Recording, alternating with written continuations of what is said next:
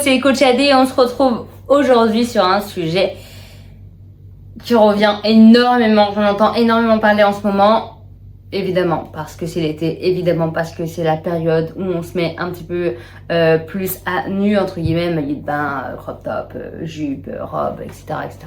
Donc forcément, on voit un petit peu plus le ventre et cette partie qui est assez délicate pour la femme. Donc la vraie question c'est, est-ce qu'on peut avoir un ventre plat toute la journée ? Hein ? Oui, c'est possible. Oui, c'est possible. Est-ce qu'on peut avoir des abdos alors qu'on n'a jamais eu des abdos ? Oui, c'est possible, je t'explique aussi. Et est-ce que c'est possible d'avoir un ventre plat alors qu'on a des pathologies, etc. Comme moi avec ce PK, donc oui, c'est possible. On peut même avoir des abdos. En fait, je vais t'expliquer quelque chose. Il y a une différence déjà entre le gras et le ballonnement. Des fois, on a tendance, par exemple, je vais prendre mon exemple perso. Moi, j'ai longtemps cru que j'étais grasse. Je me butais au sport, etc., etc. En fait, je comprenais juste rien à mon corps. Et du coup, j'avais des ballonnements. J'étais toujours gonflé, ballonné, enflé, tout ce que tu veux. Parce que je traitais pas le bon syndrome. Et je traitais pas la bonne manière. Donc, j'avais un ventre, je vais te mettre le avant-après là en dessous. J'avais un ventre gros. Et en fait, quand j'ai compris comment gérer mon corps, mon métabolisme, mon ventre, bah, tout est devenu beaucoup plus fluide, beaucoup plus simple. Donc, déjà, faire attention à ça. Des fois, c'est pas forcément du gras, c'est gros. Après, c'est gros, c'est gonflé, ballonné. Donc déjà, c'est quelque chose qu'il faut traiter à part. Après, il y a le cortisol, etc. qu'on peut traiter aussi. Mais il y a aussi le gras du vide, le gras de la grossesse, le surplus parce qu'on bouffe tout et n'importe quoi et malgré le fait qu'on pense bien manger, ben c'est pas vrai, etc., etc. Donc il faut faire attention parce que le ventre c'est la base émotionnelle, c'est la base de tout et c'est l'un des endroits où on stocke le plus. Donc pour moi, oui, c'est facile d'avoir un ventre plat si et seulement si tu comprends comment fonctionne ton corps. Tu peux avoir un ventre plat si tu comprends comment fonctionne ton corps. Mais si tu comprends rien, si tu fais des régimes restrictifs, si tu restes ballonné et tu te dis non mais de toute façon c'est normal d'être ballonné, ça marche pas. Mais effectivement, même avec des syndromes, par exemple quand j'ai SOPK, et si il y a des jours où je vais au restaurant, il y a des jours où je mange très différemment, il y a des jours où je suis enflammée parce que j'ai mangé ce qu'il fallait pas, entre guillemets, mais je le sais très bien, je vais être enflammée ces jours-là, donc je ne vais pas avoir un ventre plat, mais le lendemain, j'aurai retrouvé ma silhouette, un ventre plat, des abdos, machin, parce que j'aurais traité. Et c'est ça qu'il faut que tu arrives à faire. C'est-à-dire que il y a une différence entre perte de gras et ballonnement. Donc si c'est des ballonnements, tu vas pouvoir traiter hyper facilement. Et si c'est du gras, il va falloir traiter aussi hyper facilement, mais de façon différente. C'est deux choses qui se traitent complètement différemment. Donc il faut déjà que tu dissocies les deux. Est-ce que tu as du gras ou est-ce que tu es ballonné? Ou est-ce que tu es les deux? Si c'est les deux, il va falloir mettre les deux traitements dedans. Le déficit calorique, oui, ça fonctionne, c'est très bien. Mais si ça fait 4 mois que tu as un déficit calorique, c'est plus du déficit calorique, ton corps est habitué. Et donc, il va falloir relancer ton métabolisme. Donc, tous les gens qui disent, oui, mais moi, je suis en déficit calorique, je perds mon gras du ventre, etc. Si ça fait plus de 30 jours que tu as un déficit calorique et que tu fais pas des cycles, des relances, etc., ça ne fonctionne pas. Si tu ne manges pas adapté, tu manges juste équilibré, ça ne fonctionne pas non plus. Si tu ne gères pas ton écosystème, tu fais juste le sport et l'alimentation, ça ne fonctionne pas non plus.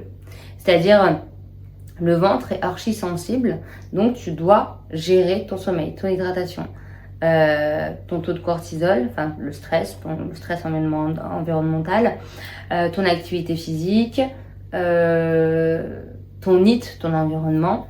NEAT, sédentarité, tout ça, faut traiter. Qu'est-ce qu'il y a à gérer ? Ton alimentation, bien entendu, ta bouffe émotionnelle, tes TCA si tu en as, tes syndromes comme par exemple SOPK ou adénomiose ou endométriose, etc. Tout ça, en fait, tout ce que je viens de citer, ça crée ton écosystème. Et ton ventre répond 100% à cet écosystème. Donc si toi tu fais juste sport et alimentation, tu comprends que tu as 2 piliers sur 9, sur 8, il y a un problème. Donc forcément, ça ne fonctionne pas.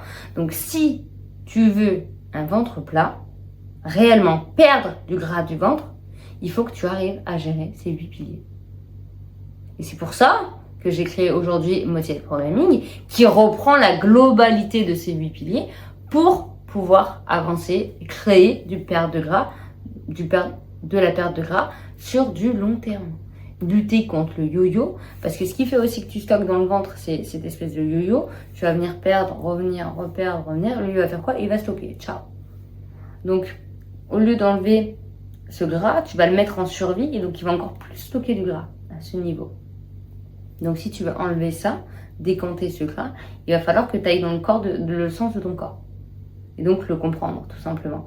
Parce que tu vois bien qu'aujourd'hui, c'est lui qui décide et pas toi.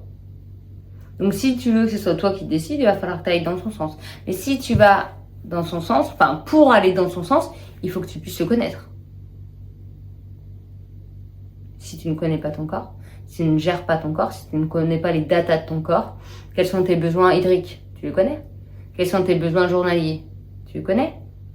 Quel sport est optimal pour toi? Tu sais? Quelle est la fréquence du NIT optimale selon ton job et ton environnement? Est-ce que tu connais?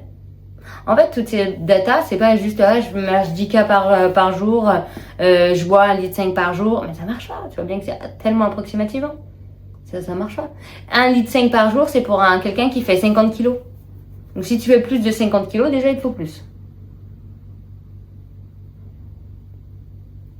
Après, si t'es sédentaire comme moi, toute la journée, c'est entre 7 et 10 K. Parce que j'ai un job qui a des périodes ultra stressantes et des périodes moins stressantes. Et comment tu gères ton stress? Est-ce que tu as de la bouffe émotionnelle ou pas? En fait, toutes ces réponses-là, ça va t'aider à gérer ton ventre. Mais c'est pas un déficit calorique qui va t'aider. Ça va t'aider si tu n'as aucun facteur à côté ou si tu gères tous tes facteurs à côté comme il faut. Ouais, ça va pouvoir t'aider. Sinon, ça va revenir, tu vas faire le yo-yo, etc., etc. Le ventre plat, oui, mais il faut apprendre à gérer son corps et à comprendre son métabolisme. Mais en tout cas, tout est possible. C'est pas une question d'âge, c'est pas une question de situation, de séance de sport ou que sais-je. Pour moi, tout le monde peut avoir un ventre plat si tout le monde comprend son corps. Donc, fais-moi un retour sur ça. Est-ce que pour toi, c'est plutôt facile d'avoir un ventre plat ou pas du tout? Est-ce que c'est ton objectif? Est-ce que vraiment tu souhaites avoir un ventre plat et quels sont tes blocages? Qu'est-ce qui te gêne aujourd'hui? Est-ce que tu avais déjà entendu parler de cet écosystème ou pas du tout? Bref, fais-moi un retour, ça m'intéresse. Et je te dis à très vite dans une nouvelle vidéo YouTube.